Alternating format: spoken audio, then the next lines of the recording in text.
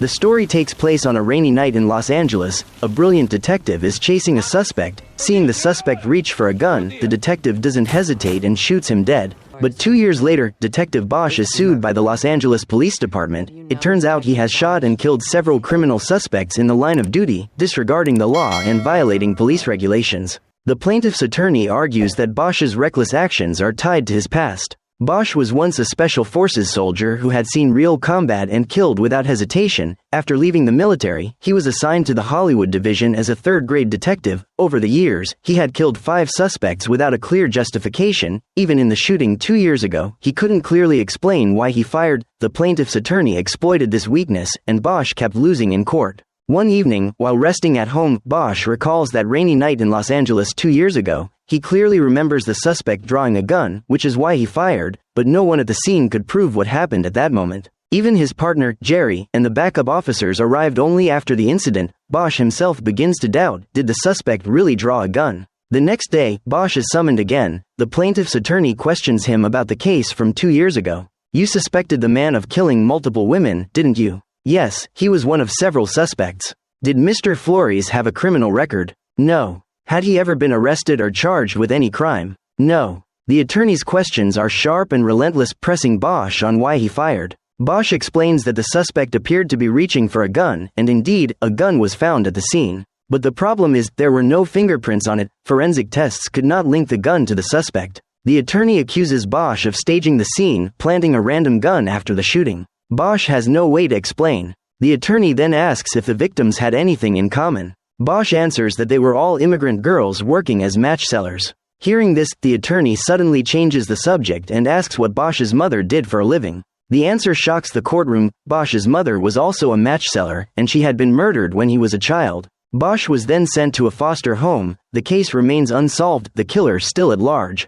The attorney seizes the moment, accusing Bosch of killing suspects out of a personal vendetta for his mother. Bosch blurts out a curse. The judge immediately warns him to respect the court or be removed. Tensions flare as the attorney's language becomes inappropriate, and the hearing is adjourned in chaos. After court, Bosch returns to the station. He barely sits down before a major case lands on his desk, one that will shake all of Los Angeles. That day, Bosch gets a call. An old man reports that his golden retriever found a bone in a canyon. Based on his years of experience in forensics, the old man says it's the arm bone of a child, the longest bone in the arm. Bosch wants details. Do you know where your dog found the bone? I don't. Probably somewhere along the path from the forest up the hill. Is this the golden? What's his name? Clammy. Bosch's investigation is interrupted by a rookie female officer. He quickly tells her to step aside and that he'll handle the case. Then he examines the bone with the old man. The man points out clear signs of a spiral fracture, something caused by tremendous force. Bosch decides to hike up the mountain to investigate.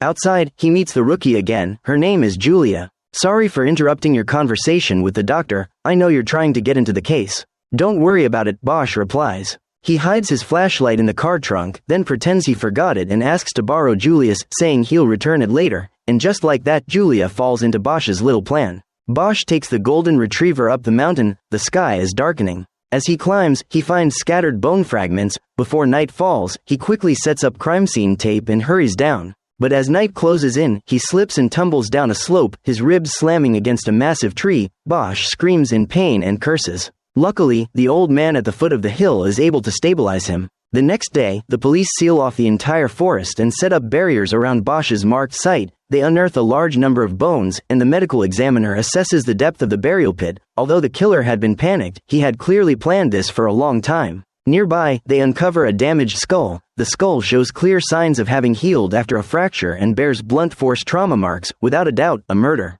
The examiner insists on taking the bones back to the lab for further analysis. That night, after the investigation, Bosch uses the excuse of returning the flashlight to invite Julia to a bar. After talking for a while, they hold hands, but nothing more. The next afternoon, Dr. Gallagher summons Bosch and his partner Jerry to the forensic lab. After careful examination, Gallagher concludes that the bones belong to a 12-year-old boy buried for 25 years. Throughout his short life, the boy had suffered severe abuse, 44 shallow spiral wounds on the bones alone. What's even more infuriating is that these injuries had all healed on their own. He had never seen a doctor. If the bones were in that condition, one could only imagine the state of his skin and organs. It was horrifying. Hearing this, Bosch recalls his own childhood, being beaten in foster care and living through a nightmare. A wave of pain surges through him. He rushes to the bathroom to wash his face. Deep down, Bosch makes a silent vow: he will bring justice to the boy who suffered as he once did. Later that night, a man drives his pickup truck into Los Angeles, searching for prey. But instead of approaching young women, he follows a white man standing on a corner. Need a ride somewhere? At first, the driver kept a bright smile on his face, but when the young man glanced into the truck's rear bed, he immediately refused. The young man was cautious. Any truck with that kind of partition in the back had to be hiding something. Seeing the man wouldn't get in, the truck driver moved on, looking for his next target. However, his suspicious behavior and the window washer's ad sticker on the truck caught the attention of a passing patrol. Sure enough, when they ran the plates, they discovered the truck was stolen. The officers flipped on their siren, stopped the vehicle, and quickly arrested the driver. Another officer opened the back of the truck. Holy crap! Inside was a male corpse. The suspect was immediately taken to the station. Coincidentally, Detective Bosch happened to be there and tried to ask about the case. But Captain Pounds broke up the group of gawking officers. Bosch then confronted Pounds. "I know it was you, Pounds. What are you talking about, Bosch? You gave my file to the plaintiff's lawyer. We don't need a detective like you, Bosch. Take early retirement and leave." Bosch and Pounds had never gotten along, and Bosch suspected Pounds had leaked his file, giving Chandler, the plaintiff's attorney, ammunition to smear him publicly. Meanwhile, Detective Johnson and his partner were interrogating the truck driver, Waits. They found a large stash of criminal tools in the truck, but Waits denied everything, saying he never killed anyone and demanded a defense attorney. With no other option, they held him in custody. Waits' lawyer arrived quickly, but Waits grew agitated, saying he had to work, had an elderly relative to care for, and begged his lawyer to get him out. He swore he had never killed anyone. Meanwhile, Bosch was at the coroner's office, receiving new information about the murdered boy. The coroner revealed that among the boy's belongings, they found a starfish-shaped medal and an old skateboard bag. He suggested Bosch and his team start investigating from that angle. Later, Bosch went to see Lieutenant Grace. Grace said Deputy Chief Irvin wanted Bosch to resolve his lawsuit quickly. She also apologized for the revelation about Bosch's mother. But Bosch wasn't ashamed, he was proud. If his mother hadn't sold her body to support him, he wouldn't be who he was today. He would always be grateful to her, regardless of her status or profession. The next day, Bosch's trial resumed. This time, the plaintiff's attorney couldn't find any weak points, and things started looking up for Bosch. After court, Jerry took Bosch to investigate the boy's identity. They discovered a known offender named Trent had assaulted the boy when he was 9. Jerry believed Trent lived near where the boy was buried and had a criminal record, making him their prime suspect, but Trent claimed he had stayed away from the boy ever since that incident. Bosch found many of the boy's personal items in Trent's home, but Trent explained he was a movie set designer and the items were just props. Angry that Bosch had searched his belongings without cause, Trent called his lawyer. Not wanting further trouble, Bosch left, but as he stepped outside, he ran into a bald reporter. When asked about the investigation, Bosch brushed him off, saying it was just a routine visit. That night, Bosch got word that Julia had shot a suspect during patrol. She had made the same mistake Bosch once did, but unlike him, a seasoned detective, she was just a rookie. Worse, her commanding officer, Edgewood, intended to put the incident in his report, which could cost Julia her job. Bosch invited Julia to a bar to talk. The conversation grew closer, and eventually they spent the night together, starting a relationship. Determined to help, Bosch went to Officer Mank in surveillance and asked him to bury the report. At the same time, forensic tests confirmed Waits as a serial killer. There was more than one body in his truck. Even his lawyer had no way to clear him. Then Waits saw a TV report about the murdered 12-year-old. Coincidentally, he had evidence about that case and demanded his lawyer cut a deal with the DA. Soon after, Waits confessed directly to the assistant DA that he was the one who killed the boy and buried him in the hills. Almost simultaneously, Bosch got a call from Trent's lawyer. He couldn't reach Trent. Fearing Trent had fled, Bosch and Jerry rushed to Trent's house. But they never expected to find Trent dead. His final note shocked everyone. He insisted he was innocent, had never killed anyone, and that the media and police suspicion had destroyed his life, driving him to suicide. Bosch immediately sought out the bald reporter. It turned out the reporter had falsely labeled Trent as the boy's killer, publishing a scathing article that pushed him over the edge. Crushed, Bosch later turned to Julia for comfort and scolded her for her reckless actions. Julia didn't want a lecture and angrily kicked him out. The next day, Deputy Chief Irvin worried Trent's death would tarnish the department's image, so he wanted to label Trent as the killer. After all, the dead can't argue back. Captain Pounds agreed, suggesting they could rewrite a few reports to satisfy the media. Bosch strongly objected, saying there was no evidence linking Trent to the murder. Pound sneered, "Fine, close the case, then we'll grab a drink, issue the press release as planned." Bosch reluctantly agreed. That afternoon, Bosch was back in court. Both lawyers made their closing arguments, hoping to sway the jury. Bosch could only wait in silence. After leaving court, Bosch met Julia outside the station. Seeing that her job was safe, he knew Mank had helped her. To show his gratitude, Bosch bought Mank a box of egg rolls. The next morning, Bosch and Jerry visited a woman's house to investigate the murdered boy's identity. The woman's younger brother, Arthur, had been missing for exactly 25 years. She and her father reported it, but there was never any news. Arthur seemed to have vanished into thin air. The woman, Sheila, never moved away. She stayed because she feared that if Arthur ever returned, he wouldn't find her. Bosch asked more questions about her parents and found a photo of Arthur in the house. He then showed her the starfish badge. Sheila took it, looked at it, and burst into tears. It was a gift their mother had given Arthur. At last, Bosch had confirmed the boy's identity. To be certain, he went to see Gallagher, and the result was no surprise. The bones were indeed Arthur's. No sooner had he confirmed this than Grace informed him that Attorney General O'Shea wanted to see him. Bosch went straight to him. O'Shea cut to the chase. Waits had confessed to killing Arthur, but Arthur wasn't his only victim. Waits offered a deal. If they didn't seek the death penalty, he'd reveal the locations of more bodies.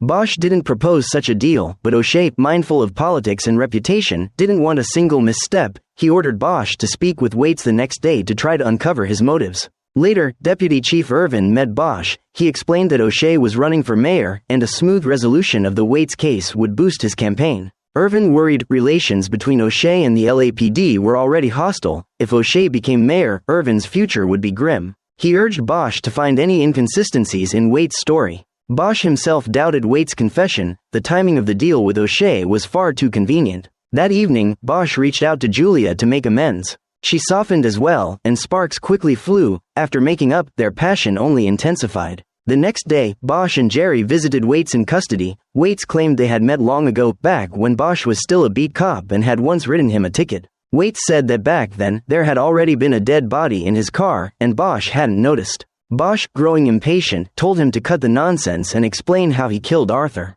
Waits spoke in a disturbingly detailed manner, describing how he supposedly killed the boy, but Bosch could tell he was lying. Bosch wrote his phone number on Waits' arm and told him to think carefully and call when ready. As Bosch turned to leave, Waits called out, "I remember, there was a plastic starfish in his backpack." Bosch froze. Waits had mentioned the starfish, yet Bosch still didn't believe him because he hadn't been a beat cop for 22 years and hadn't written any tickets since. But how did Waits know about the starfish? Christine, Arthur's mother, had abandoned her husband and children over 20 years ago to live in luxury. Now she was about to hear devastating news. Detective Bosch told her that Arthur had been dead for 25 years. Surprisingly, Christine showed little grief. She and Arthur had been apart for so long that their bond had faded. However, one night before she left for good, she had come back to see Arthur, but she didn't go inside, afraid her ex-husband would see her and hurt her. She had left because of years of abuse. Christine once thought her children would be fine without her, but now she realized it was a selfish and tragic decision. Bosch showed her the starfish badge. Christine recognized it instantly as the gift she had given Arthur. From what she said, Bosch also learned that her ex-husband had never hit Arthur. He had only taken his rage out on her. So where had Arthur's many scars come from? Bosch felt a pang of empathy. He too hadn't seen his daughter, Maddie, in a long time. That night, he called his ex-wife just to hear Maddie's voice. "Hello, Maddie. Hi, Dad. Will you be coming for Christmas?" "I'll try. I hope so. Okay, I have to go now." Bosch missed Maddie dearly, but his work as a detective left him little time for family. That was also why his ex-wife had left with Maddie years ago. The next day, Bosch's trial continued. The jury unanimously ruled in favor of the plaintiff, ordering Bosch to pay $1. It was a result he could live with. Though he technically lost, he suffered no real loss. Later, Deputy Chief Irvin told Bosch that O'Shea planned to take Waits to a burial site the next day for a media spectacle, hoping to boost his campaign. Irvin urged Bosch to expose Waits' lies and bring O'Shea down.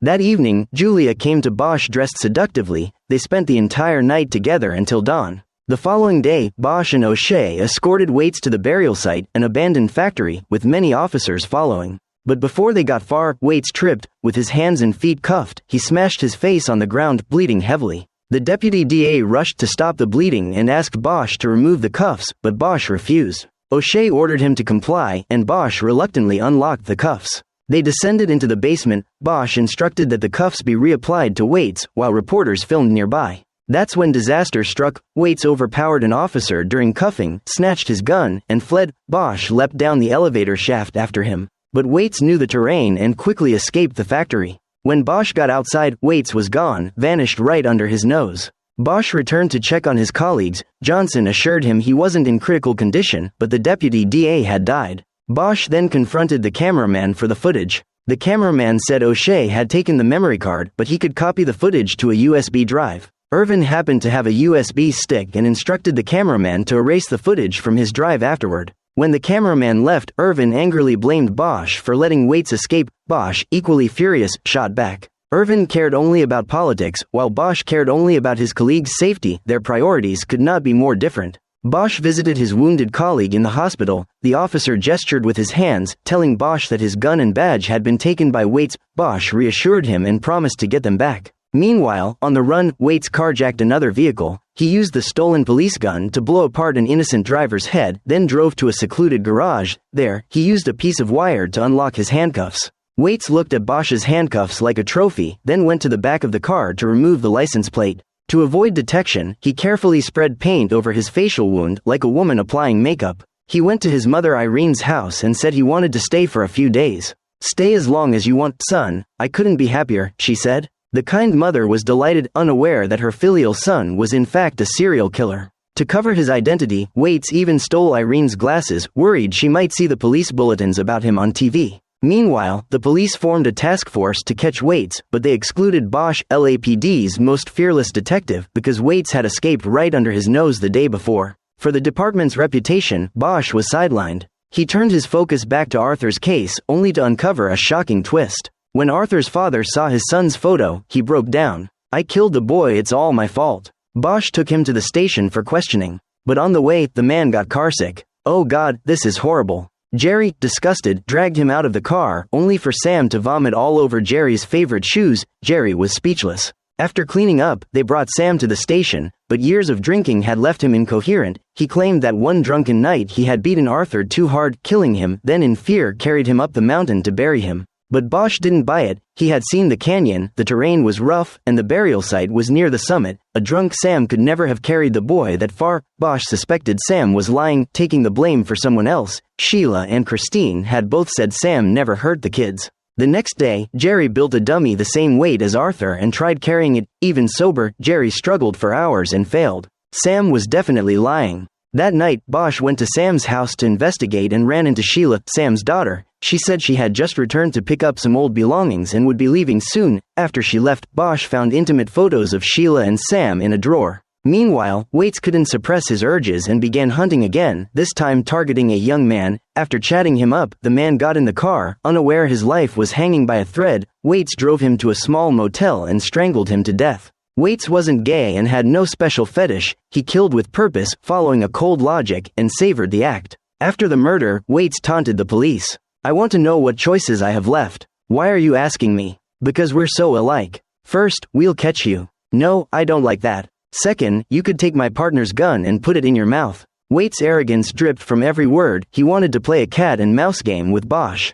The next day, Bosch interrogated Sam, showing him the photos he'd found. Sam stayed silent, and Bosch pieced the truth together for him. 25 years ago, Sam and Christine married, but family life left Sam bitter. He drank and abused his wife and kids. Christine eventually left, abandoning the children. Sam, racked with guilt, sought comfort in his daughter. But Sheila, only 12 at the time, was helpless and angry. She took her frustration out on Arthur, beating him daily. Then one day Arthur disappeared. Sam feared Sheila had gone too far. To protect her, he claimed responsibility. After Arthur's body was discovered, Sam confessed to Bosch. But was that really the truth? Bosch questioned Sheila. She admitted she had abused Arthur, but she didn't kill him. She confessed she ignored it when Arthur ran away. What happened after that, she didn't know. The trail went cold. Bosch decided to look into Arthur's childhood skateboarding friend. The only name they had was Stokes. Meanwhile, Waits killed again. He bought supplies at a hardware store and shot a young woman in the head right there. He was spiraling out of control.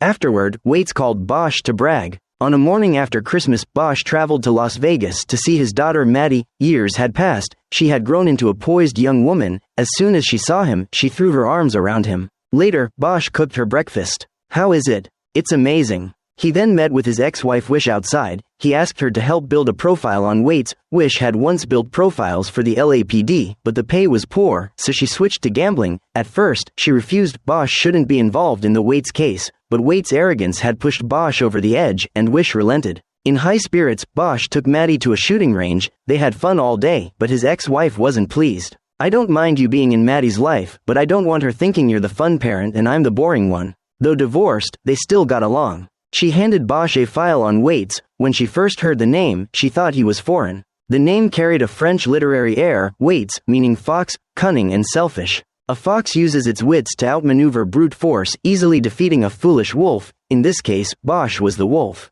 Judging from the tools Waits took from the hardware store, he must have a hidden lair somewhere, like a fox, dark and damp. At this point, Bosch's ex-wife was deeply worried about him. Waits wasn't just methodical, he craved risky challenges and excitement. He wanted attention, especially from Bosch. In plain terms, he was an outlaw taunting Bosch. That evening, Bosch was having dinner with his daughter when he got a call from his partner. Jerry said he had found information on Stokes and told Bosch to return to Los Angeles immediately. Meanwhile, Deputy Chief Irvin struck a deal with Attorney General O'Shea. Irvin promised that if O'Shea helped him secure the chief's seat, he would keep the video of Waits' escape from leaking and would support O'Shea's run for mayor. From then on, they worked hand in hand, everything falling neatly into place. The next day, Bosch rushed back to Los Angeles and found Stokes, but as soon as Stokes saw him, he bolted. Bosch and Jerry tried to block him, but Stokes suddenly sprayed cleaning chemicals into Bosch's eyes. Jerry gave chase, but Stokes got too far ahead. Fighting the burning in his eyes, Bosch followed into a garage. He heard Julia, who had come to assist, shouting at Stokes, but he couldn't see clearly.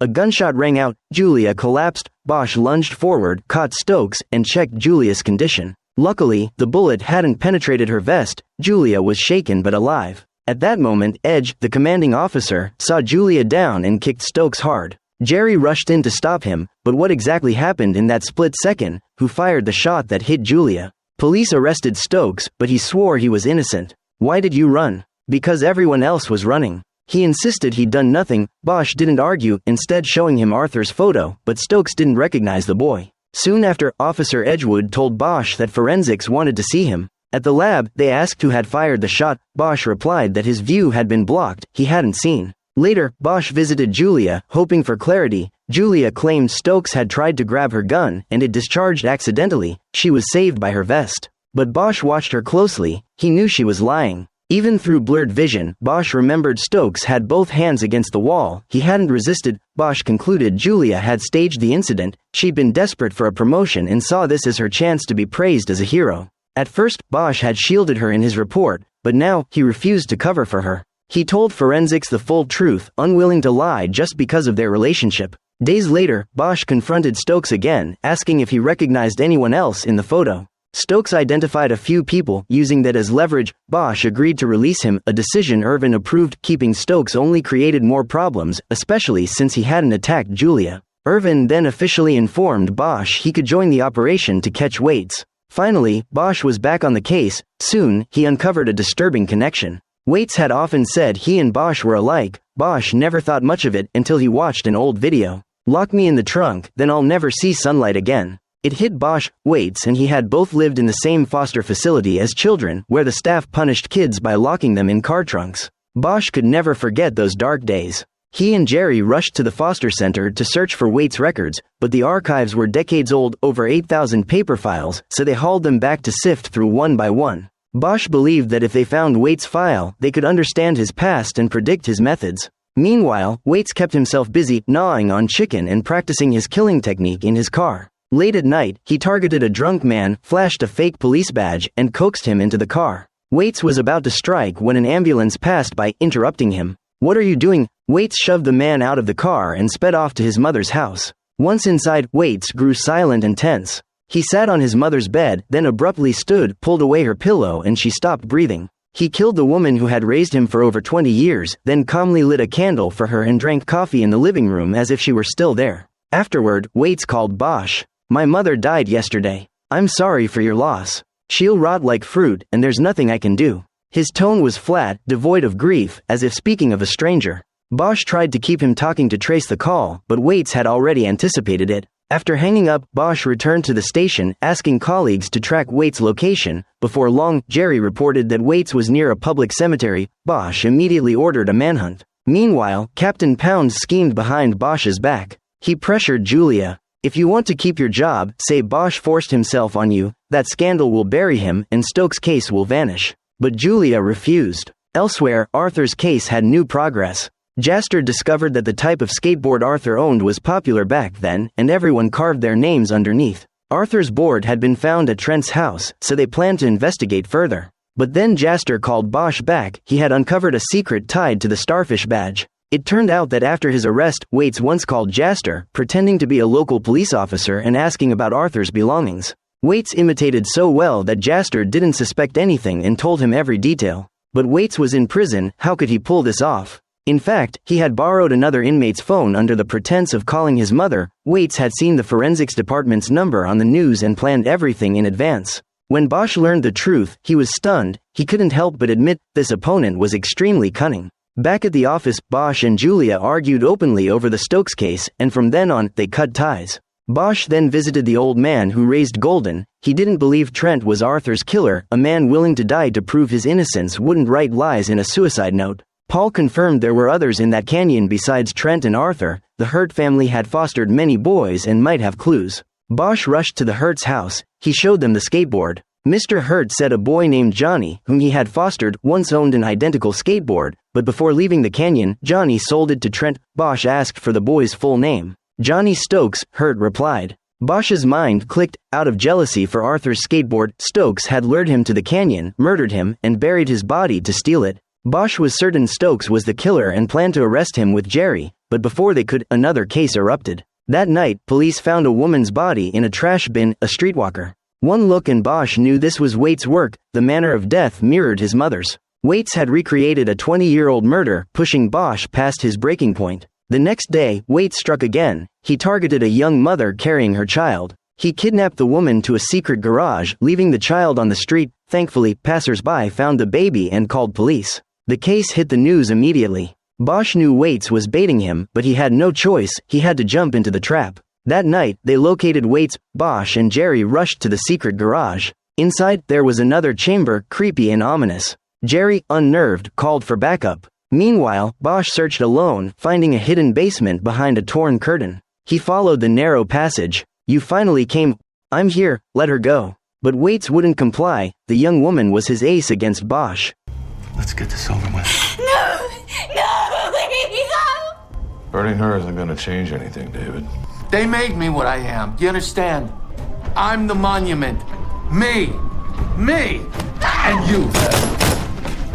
In the end, Bosch overpowered Waite's evil could not triumph. Waite fell, joining the victims whose remains lay in that basement. Although Bosch had won, Irvin later told him Waite's gun had no bullets. Waite had planned to frame Bosch as a reckless cop, but no one cared. Who would blame an officer for shooting a serial killer to save a hostage? The Waite's case finally closed. The next day, Bosch attended Arthur's funeral and met his father. "Can you give him justice? Give my boy justice." Bosch didn't need to be asked. It was a vow he'd made the day he became a cop. But still, was Arthur's death only because of Stokes' greed? Or also the father's indifference, the mother's abandonment, the sister's abuse, silent knives that cut him down? To catch Stokes, Bosch combed through records. He discovered a man named Joe had defended Stokes twice in the last decade and even helped him with housing and jobs. Bosch told Jerry to investigate. Just then, Bosch got a call from his ex-wife. Maddie had run away. He quickly traced her and found she was on a bus to Los Angeles. He raced to the terminal and stopped her. "Maddie. Dad, how did you know I was here?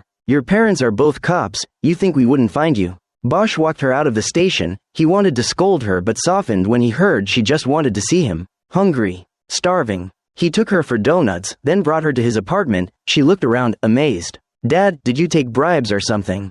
Do you really think your father would do that?" Bosch then brought Maddie to Gallagher at the forensics lab. Gallagher even praised her aptitude for the field. Just then, Jerry called with Stokes' address. Bosch left Maddie with Gallagher and went with Jerry, only to learn Stokes had been caught by Edgewood. But Stokes' case was complicated. He was under 14 when he killed Arthur. Legally, he couldn't be charged. Police had to release him. Bosch, furious, tried to confront Stokes, but Pounds stopped him. Bosch shoved Pounds aside. That afternoon, Bosch was suspended, a blessing in disguise, giving him time with Maddie. The next morning, Jerry called. Stokes was dead, killed by Arthur's father. Bosch rushed to the scene. You think this frees you? I did what you couldn't. To find peace, he had avenged his son. That concludes season 1 of Bosch. What did you think of the show? On a scale of 1 to 10, how would you rate it? Let us know in the comments below. Thank you for watching. See you next time.